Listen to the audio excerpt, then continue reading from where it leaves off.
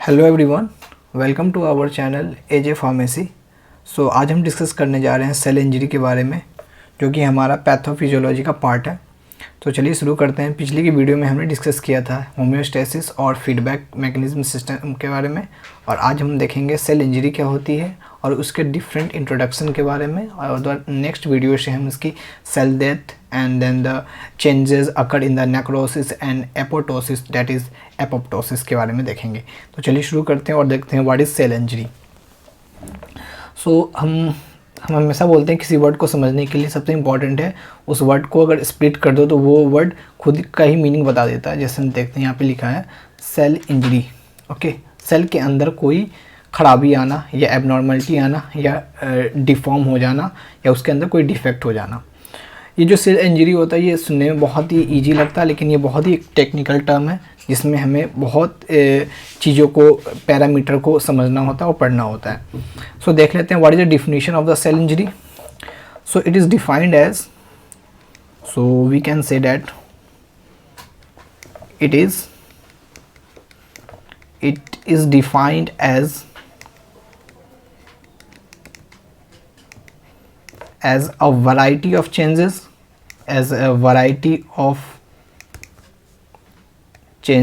or stresses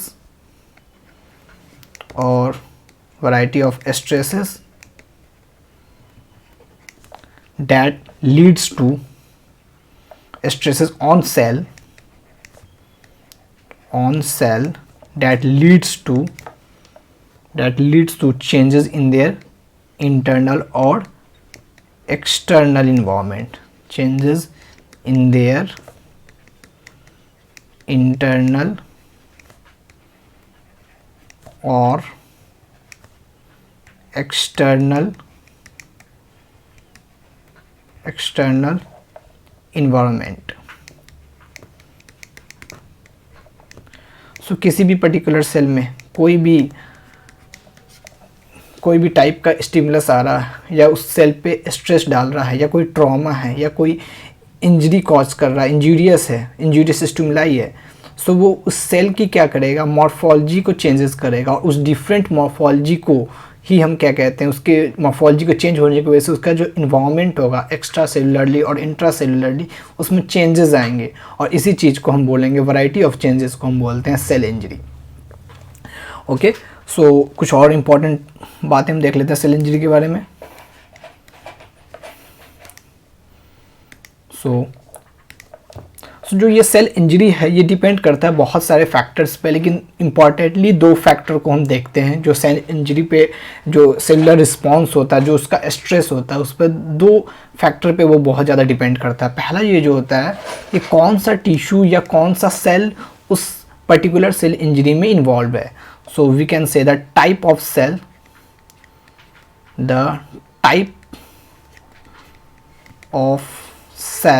or tissue involved,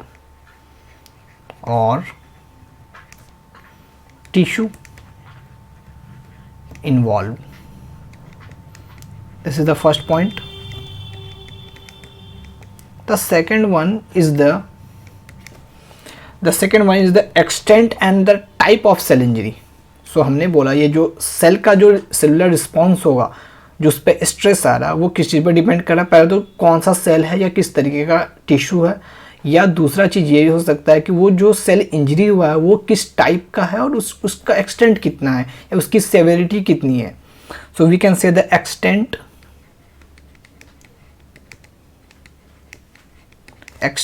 and type of cell injury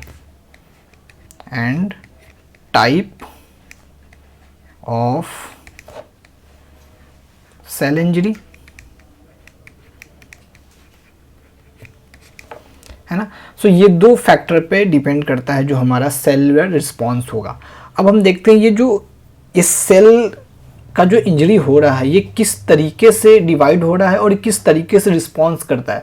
तो हम एक table बनाएंगे और उस टेबल में उस पाई चार्ट को, फ्लो चार्ट को हम देखेंगे और ध्यान से समझेंगे किस तरीके से जो रिस्पॉन्सेज हैं इनमें चेंजेस हैं किस तरीके से अकर हो रहे हैं। तो चलिए देखते हैं।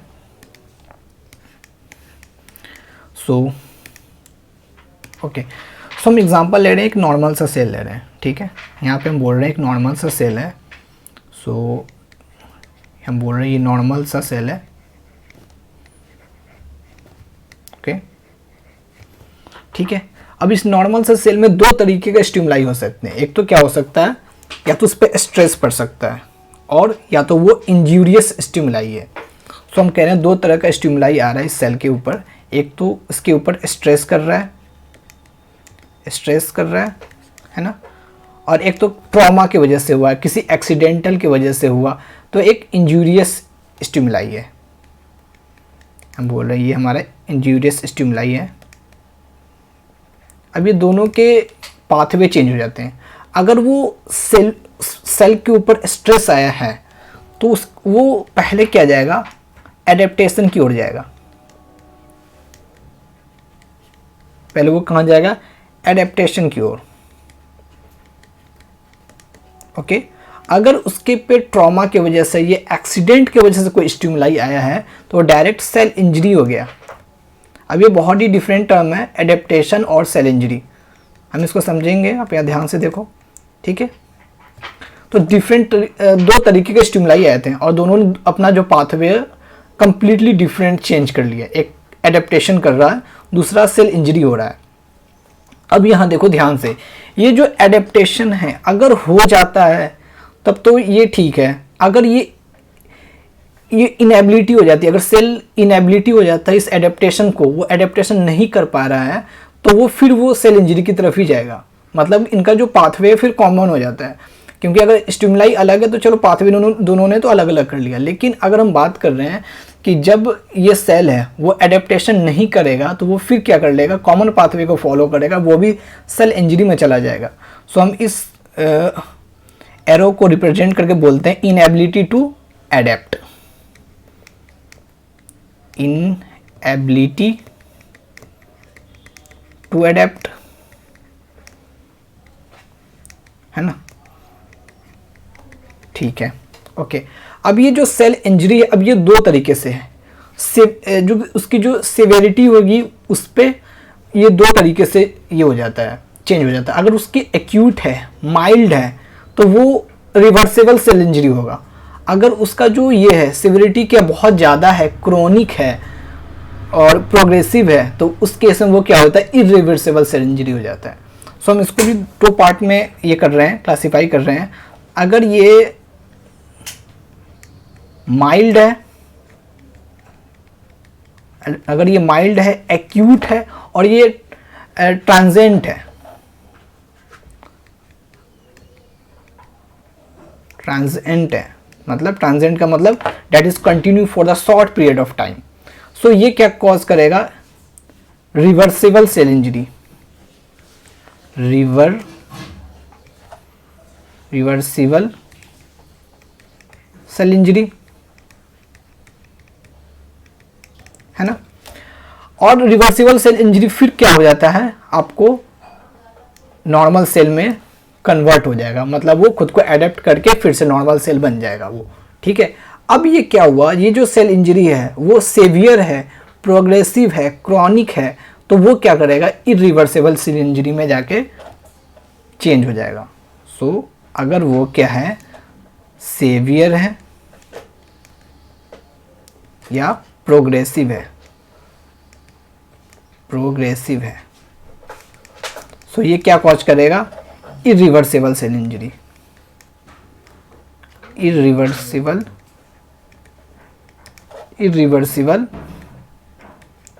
सेल इंजरी,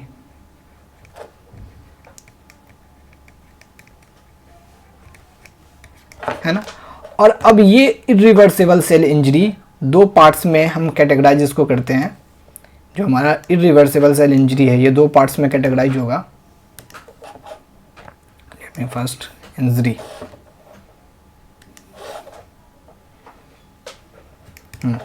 सो ये दो पार्ट में कैटेगराइज होगा according to their changes, according to their behaviours and according to their morphological things what happen in their function and their determination and how they respond to their cellular response. So they are categorized into the two parts. The first one is the necrosis. necrosis, and then the second one is the apoptosis या apoptosis. apoptosis. सो हम इसके बारे में, इन दोनों के बारे में discuss करेंगे लेटर ऑन, जो नेक्स्ट वीडियोस आएगी उसमें हम डिस्कस करेंगे कि ये नेक्रोसिस क्या होता है, एपोटोसिस क्या होता है, ये एपोप्टोसिस क्या होता है, ये किस तरीके से वर्क करता है. ये सिंपल सा फ्लो चार्ट था, बहुत इंपॉर्टेंट है, कभी कभी आ जाते हैं एग्जाम में, तो आप इस चीज़ को लिख के और अपने वर्ड में एक्सप्लेन कर सकते हो किस तरीके से इन्होंने अपने पाथवे को फॉलो किया है. अब हम देखते हैं बहुत सी बेसिक सी चीज़ें कि जो सेल इंजरी है इसका मैकेनिज्म क्या होता है, किस तरीके से ये सेल इंजरी होगा, और दूसरे हम इसके कॉजेज़ को भी देखेंगे. और नेक्स्ट के वीडियो में फिर हम डिस्कस करेंगे नेक्रोसिस क्या होता है और एपोटोसिस या एपोप्टोसिस क्या होता है. So now we will talk about the mechanism of the cell injury. So what are the mechanism here? So we are talking about the mechanism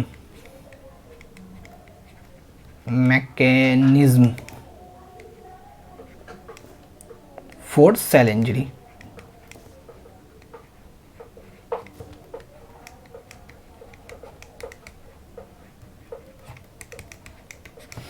तो फर्स्ट वन क्या होगा, loss of calcium homeostasis.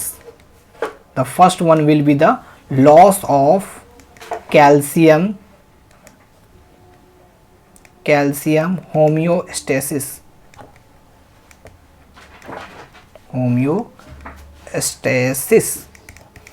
तो जो पहला mechanism क्या होगा, जो calcium का जो होम्योस्टेसिस है वो क्या होगा, बिगड़ेगा. पहला चीज़ तो ये होगा. जैसे हमने ये भी देखा होगा कैल्सिफिकेशन के केस में हम पढ़ेंगे, माइकोबैक्टीरियम ट्यूबरक्लोसिस के केस में जो हमारा डायस्ट्रोफिक कैल्सिफिकेशन होता है.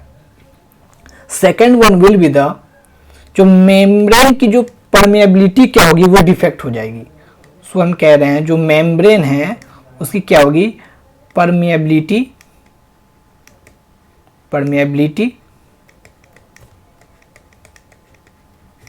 में क्या आएगा, डिफेक्ट्स आएगा.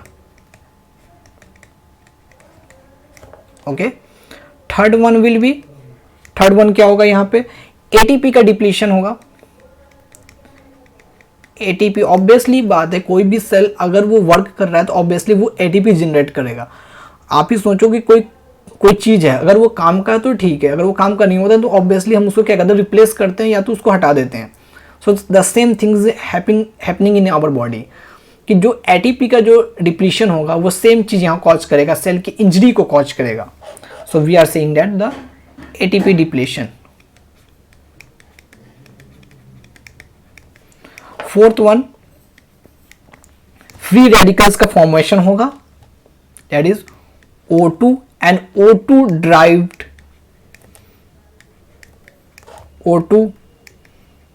Derived free radicals. So these are the mechanism of the cell injury. जो सेल इंजरी है इन सारे वजह से हो सकती है. ओके. अब हम देखते हैं what are the cause of the cell injury. Now we will look at the cause of the cell injury.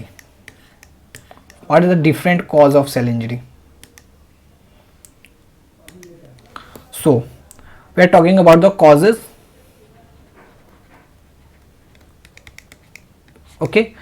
First one जो होगा हमारा genetic cause.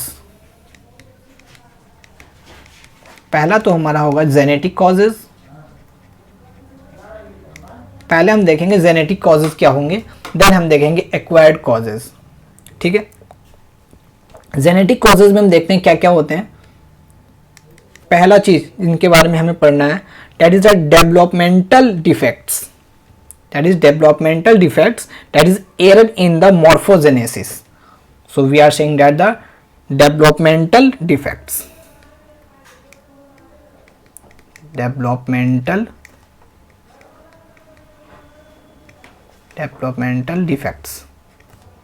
that is error in the morphogenesis.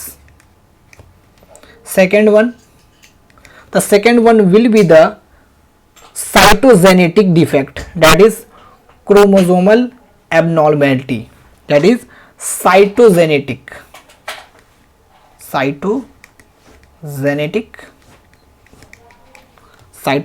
defects.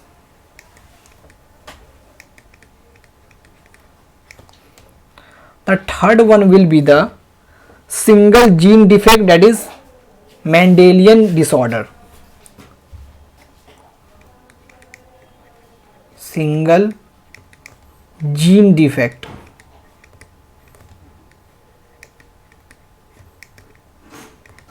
जिनको हम क्या बोलते हैं,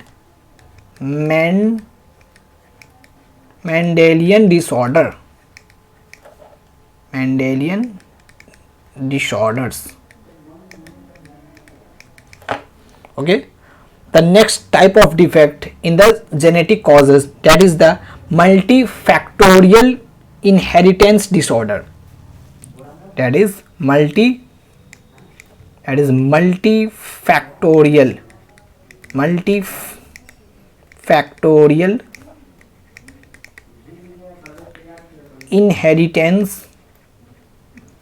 inheritance disorders.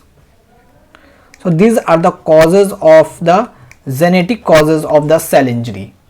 Now we will discuss about the acquired causes of cell injury. The second one is, that is the acquired causes of the cell injury. So acquired causes का मतलब क्या हुआ, मतलब acquired causes का मतलब क्या होता है, acquired causes के बारे में हम देखते हैं क्या होता है acquired causes, that is AQUIRED. इस वर्ड को अगर हम ध्यान से देखेंगे इसका मतलब होता है टू गेट, और इस वर्ड को अगर हम ध्यान से और समझेंगे, that is result of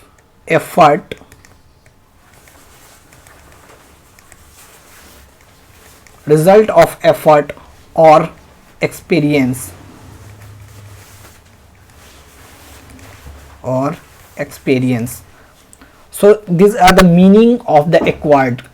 So acquired का मतलब समझ आ गया कि जो चीज़ हमें इन्वायरमेंट से मिल रही है या जो हम जो एफर्ट दे रहे हैं उसके वजह से जो रिजल्ट से कुछ हो रहा है, मतलब हमने जो भी अपने डेली बेसिस पर जो काम कर रहे हैं उसके वजह से अगर कुछ हो रहा है तो उसको हम बोल रहे हैं एक्वायर्ड कॉजेज. सो देखते हैं क्या होते हैं ये.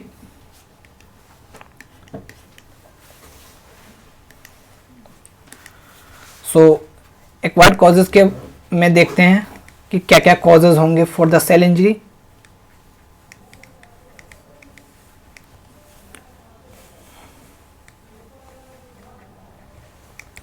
The first one will be the hypoxia. What is the meaning of hypoxia? That is O2 का डिप्लीशन हो जाना. ठीक है. Second one is the ischaemia, that is blood flow का कम होना. These term are correlated with each other, क्योंकि obviously अगर हम बात करें कि इस्कीमिया होगा तो इस्कीमिया ऑब्वियसली हाइपोक्सिया कॉज करेगा, और हाइपोक्सिया किसके वजह से हो रहा है? इस्कीमिया के वजह से. तो दोनों चीज़ एक ही है. So we are saying that the depletion और there is a decrease of the blood flow. Third one, that is physical and the chemical agents that causes cell injury. Physical and chemical agents.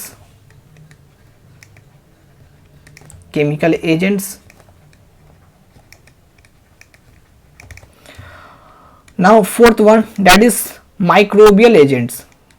They also cause cell injury. In the case of you can say the case of tuberculosis, in the caseous necrosis, the microbes causes cell injury in the form of necrosis. So we are talking about the microbial agents.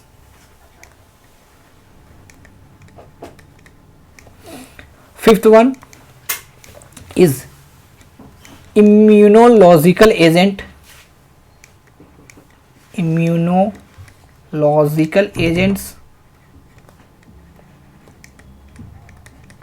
Cell injury also caused by aging,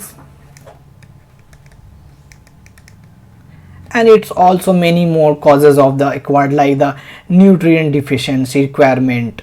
So these are the causes of the cell injury, like the genetic defects and the acquired causes like hypoxia, ischemia, physical and the chemical agents, microbial agent, immunological agent and the aging. So this is all about the causes of the cell injury. So हम next video में discuss करेंगे जिसमें हम पढ़ेंगे necrosis के बारे में and the apoptosis के बारे में. सो मिलते हैं नेक्स्ट वीडियो में. Please like this video, share with your friends and subscribe to our channel. Thank you so much guys for watching this.